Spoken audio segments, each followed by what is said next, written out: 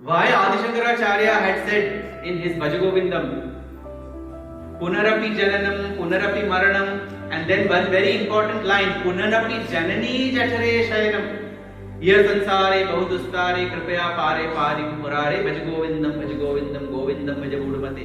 Punarapi Jananam, Punarapi Maranam, Punarapi Jananam, Punarapi Maranam, Punarapi Janani Jatare Shayanam, Punarapi Janani Jatare Shayanam. Iga samsare bahudustare, iga samsare bahudustare, kripaya pare pahi murare, kripaya pare pahi murare. Bhaja Govindam, Bhaja Govindam, Govindam Bhaja Mudhamate. I have to be born again and again. I have to be dying again and again. I have to be spending time again and again in the womb of the mother for 9 months. This is such an unbearable experience. Please relieve me of this, oh God. This is the essence of the very first stanza which Adi Shankaracharya has composed. Why did Adi Shankaracharya write about the journey of staying inside the mother's womb for 9 months? Because Swami mentioned that in that discourse in 1970 summer course, he said it's one of the most difficult experiences that the fetus experiences while it has to stay in the mother's womb for 9 months. How many mothers' wombs have you stayed over the last several thousands and thousands of lifetimes? And how many more mothers' wombs do you want to stay and go through such difficult experiences? You have dual problems when you do that. First, you have to go through the experience. Secondly, you owe a very big debt of gratitude to the mother who bears you for 9 months in her womb. When you are donating blood, right? How happy you feel because you have given blood to someone, whatever the quantity. You have done a great act. How much more does a mother do for 9 months by nurturing that soul in her body and ensuring that she sustains it with its own blood for 9 months. And when the baby is delivered, the pain is equivalent to that faced when 22 bones of her body break through fracture.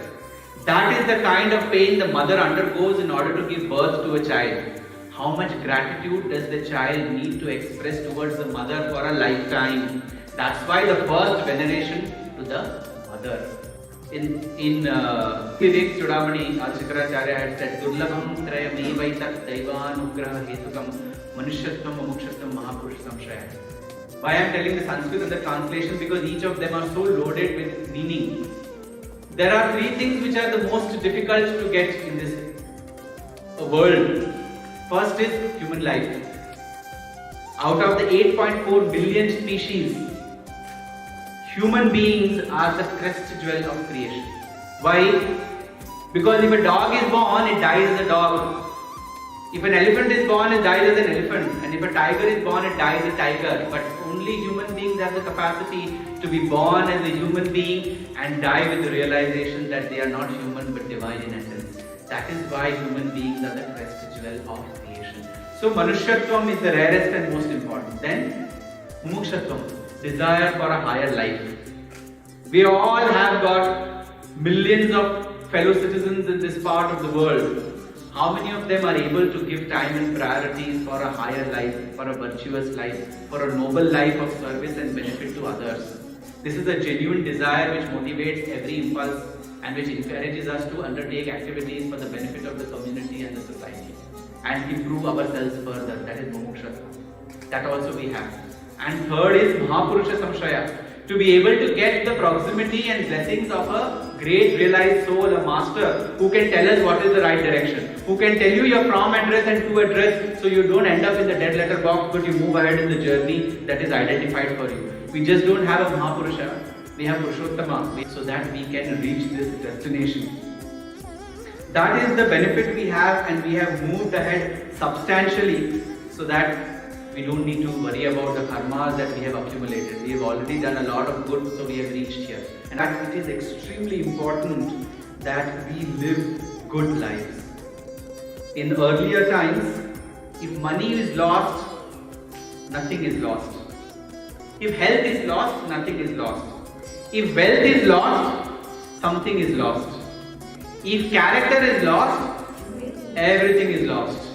Today's times, if character is lost, nothing is lost. If health is lost, something is lost. But if wealth is lost, everything is lost. You see how the entire equations have changed with the changed times. The priorities have gone to dogs. Because character is what defines an individual. The history is a story of not men and women of achievements, but men and women of character. It is for that reason that an illiterate man in the hinterland of Bengal who did not know the difference between pension and pencil is revered 150 years after his samadhi as one of the greatest saints of India, Sri Ramakrishna Paramahansa. And his disciple Swami Vivekananda is discussed, and his contribution to Indian culture and universal well-being is discussed when the former President of America, Barack Obama, and the Prime Minister of India, Narendra Modi, meet in Chicago to celebrate the speech at the Chicago Parliament of Religion. That is the power of character.